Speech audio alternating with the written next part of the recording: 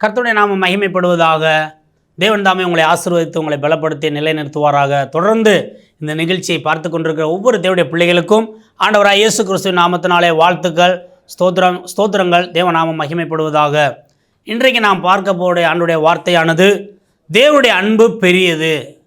இன்றைக்கி அநேக ஜனங்கள் மனிதனுடைய அன்பை தேடி போகிறாங்க, உறவினருடைய அன்பை தேடி போகிறாங்க, சொந்த பந்தங்களுடைய அன்பை தேடி போகிறாங்க, அல்லது மற்றவருடைய மீது அதிகமான பாசம் வைத்து போகிறாங்க. ஆனால் இவர்கள் எல்லாம் ஒரு நாள் நம்மளை ஒதுக்கிவிட்டு போய்விடுவார்கள். ஆனால் என் ஆண்டவருடைய அன்பு மட்டும் மாறாதது, அது அசைவில்லாதது, அது உறுதியானது, அது நம்பத்தக்கது, அது பெரியது. ஆமேன். இப்படியா எபேசியர் நிருபம் 2வது அதிகாரம் 4வது வசனத்தில் சொல்லப்பட்டிருக்கிறது, தேவனோ இரக்கத்தில் ஐஸ்வர்யம் உள்ளவராய் நம்மில் அன்பு கூர்ந்த தம்முடைய மிகுந்த அன்பினாலே. அப்போஸ்தலனாகிய பவுல் அந்த எபேசு திருச்சபைக்கு தேவனுடைய அன்பை பற்றி ஐஸ்வர்யம் என்று எழுதுகிறார். எனக்கு அன்பான தேவனுடைய பிள்ளைகளே, மனிதர்கள் அன்பு மாறலாம், ஆனால் தேவ அன்பு ஒரு நாளும் மாறாதது. நம்மளை என்னைக்கு முன்குறித்து நம்மளை அழைத்து நம்மளை பரிசுத்தப்படுத்தி நம்மளை நீதிமான்களாய் மாற்றி இதுவரைக்கும் கர்த்தர் நம்மளை நடத்தி வந்தார். பார்த்தீங்களா?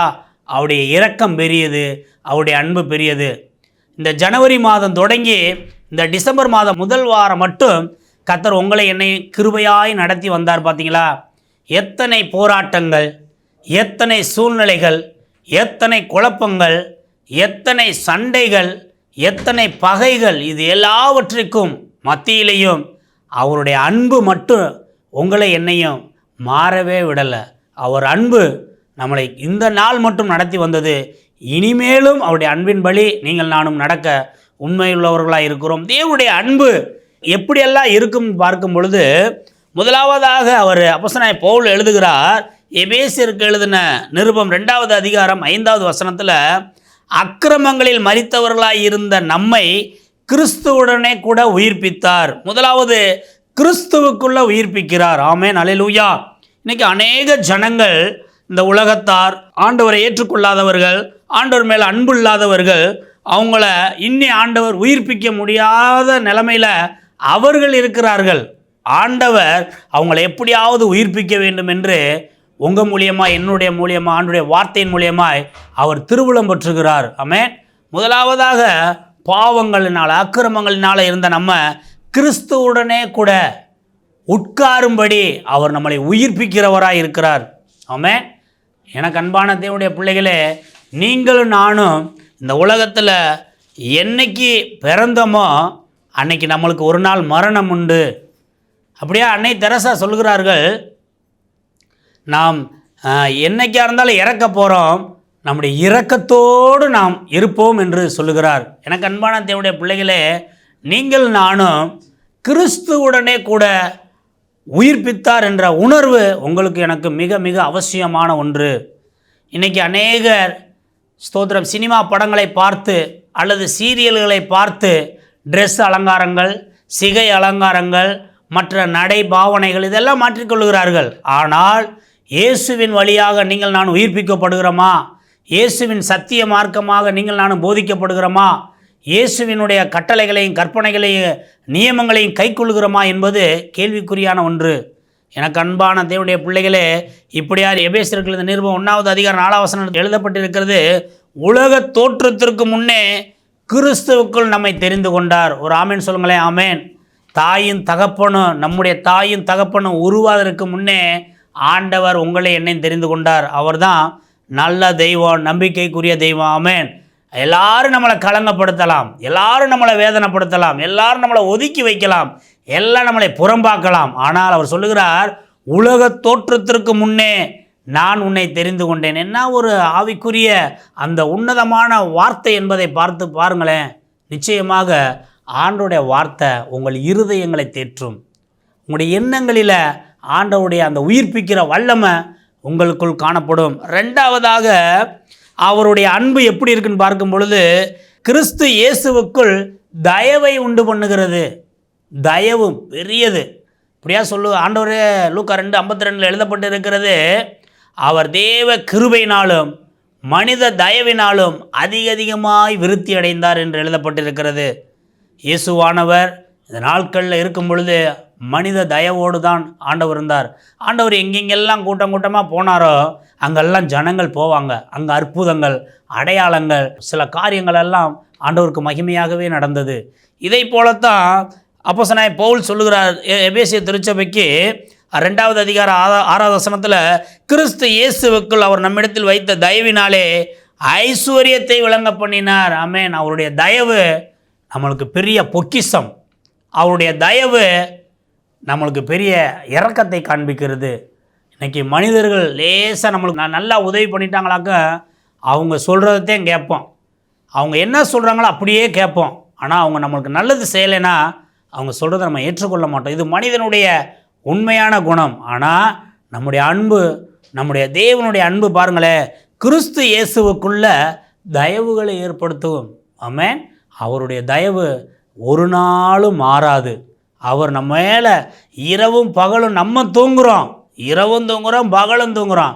அவர் இஸ்ரவேலை காக்கிறவர், உறங்குவதும் இல்லை தூங்குவதும் இல்லை என்று எழுதப்பட்டிருக்கிறது. எவ்வளோ கிலோமீட்டர் பயணம் பண்ணுறோம் பாருங்களேன். இரவு பகலாக கிலோமீட்டர் அளவில் பயணம் பண்ணுறோம். ஃப்ளைட்டில் போகிறோம், ட்ரெயினில் போகிறோம், பஸ்ஸில் போகிறோம், காரில் போகிறோம், நடந்து போகிறோம்.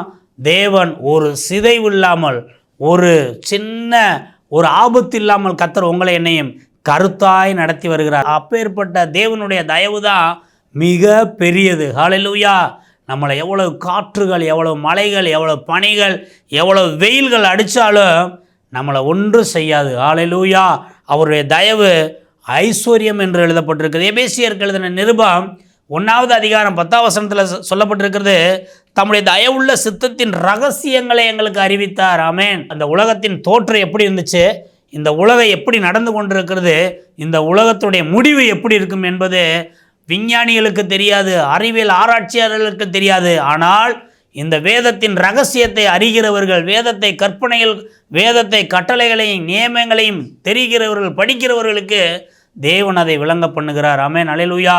நம்ம எப்போ பிறந்தோம், எப்படி இருந்தோம், எப்படி வளர்ந்தோம் என்பது நம்மளுக்கு தெரியாது. ஆனால் அவருடைய தயவுள்ள சித்தத்தின்படி கர்த்தர் நம்மளை நடத்துகிறவராக இருக்கிறார். ஆமென். அதே மாதிரி பிலிப்பியருக்கு எழுதின நிருபம் 2வது அதிகாரம் 13வது வசனத்தில் எழுதப்பட்டிருக்கிறது, தேவனே தம்முடைய தயவுள்ள சித்தத்தின்படி விருப்பத்தையும் செய்கையும் உண்டாக்குகிறவராக இருக்கிறார். ஆமென். ஒவ்வொரு நாளும் தேவன் நம்முடைய விருப்பங்கள் நிறைவேறுகிறது. நம்முடைய செய்கைகளை கர்த்தர் புதிய புதிய காரியங்களை, புதிய புதிய அனுபவங்களை, புதிய புதிய பேச்சுக்களை, புதிய புதிய சிந்தனைகளை கர்த்தர் உருவாக்குகிறார். அல்லேலூயா. தேவ நாம மாத்திரம் மகிமைப்படுவதாக. ஒரு பொருள், ஒரு புதிய பைக் இருக்குது அப்படின்னா அந்த பொருள் ஷோரூமை விட்டு இறங்கியாச்சுனால அது பழசு. ஆனால் அது மறுபடியும் எவ்வளோதே இருந்தாலும் அந்த புதிய விலைக்கு போகாது. ஆனால் தினந்தோறும் இன்றைக்கு நம்முடைய 24 மணி நேரம் முடிஞ்சு காலைதோறும் நம்மளை அவர் புதிய பொருளாகத்தான், புதிய மனிதனாகத்தான் பார்க்கிறார், புதிய தேவனுடைய பிள்ளைகளாகத்தான் பார்க்கிறார். புதிய புதிய காரியங்களையும், புதிய புதிய செய்கைகளையும், புதிய புதிய விருப்பங்களையும் கர்த்தர் செய்கிறார். ஆமென். அல்லேலூயா. இதுதான் தயவுள்ள சித்தம், இதுதான் தயவுள்ள விருப்பம். அவர் நம்மளுக்கு ரகசியங்களை வெளிப்படுத்துகிறார். ஆமென். தேவனுடைய நடத்துதலை உணர்ந்தவர்கள் ஆவியில் பலப்படுவார்கள், ஆவினால் நடத்தப்படுவார்கள். அதில் எந்தவித சந்தேகமே கிடையாது. அதே மாதிரி 3வதாக பார்க்கும்போது தேவனுடைய அன்பு எப்படி இருக்குன்னு பாருங்களேன். கிறிஸ்து இயேசுவுக்குள் நம்மை எழுப்புகிறார். கிறிஸ்து இயேசுவுக்குள்ள நீங்கள் நானும் கட்டப்பட வேண்டும். ஆமென். அல்லேலூயா. இன்றைக்கி அநேகருக்கு பணங்கள், அநேகருக்கு சொத்துகள், அநேகருக்கு சொந்தங்கள் இருக்கலாம். ஆனால் இயேசு அவ்விடத்தில் இருக்கிறாரா? இயேசு இருந்தார்னா அங்கு குறைவுகள் வராது, அங்கு சண்டைகள் வராது, அங்கு பிரிவினைகள் வராது. அங்கு சமாதானம் கிடைக்கும், அங்கு சந்தோஷம் கிடைக்கும், அங்கு நிம்மதி கிடைக்கும், அங்கு ஆறுதல் கிடைக்கும். எத்தனை பேர் இன்றைக்கி ஜனங்கள் அழுது கொண்டே இருக்கிறாங்கன்னு தெரியுமா? ஐயோ, என்னை நம்பினேனே, இவங்களை நம்பினேனே, ஏமாற்றிட்டு போயிட்டாங்க, இவங்கள்ட்ட நான் லட்சக்கணக்கில் பணம் கட்டினேன், இந்த நிறுவனத்தில் பணத்தை கட்டினேன், ரெட்டிப்பாய் கிடைக்கும் என்று ஏமாற்றிட்டு போயிட்டாங்களே. ஐயோ, கல்யாணம் பண்ணி நம்மளை ஏமாற்றிட்டு போயிட்டாங்களே, பிள்ளை குட்டிகளை பெற்றுட்டு ஏமாற்றிட்டு போயிட்டாங்களேன்னு சொல்லிட்டு இருக்கலாம். ஆனால் அவர்களை இயேசு கிறிஸ்துவுக்குள்ள தேவனுடைய அன்பு எழுப்புகிறது. இப்படியே எழுதப்பட்டிருக்கிறது. எபேசியர் 2:7 எழுதப்பட்டிருக்கிறது, இயேசு கிறிஸ்துவுக்குள் நம்மளை அவரோடு கூட எழுப்புகிறார். ஆமென்.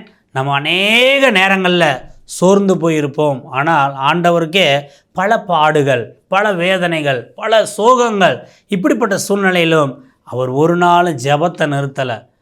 பிதாவை மகிமைப்படுத்துறதை நிறுத்தலை, அவருடைய ஊழியத்தை நிறுத்தலை, அற்புதங்கள் அடையாளங்களை நிறுத்தவே கிடையாது.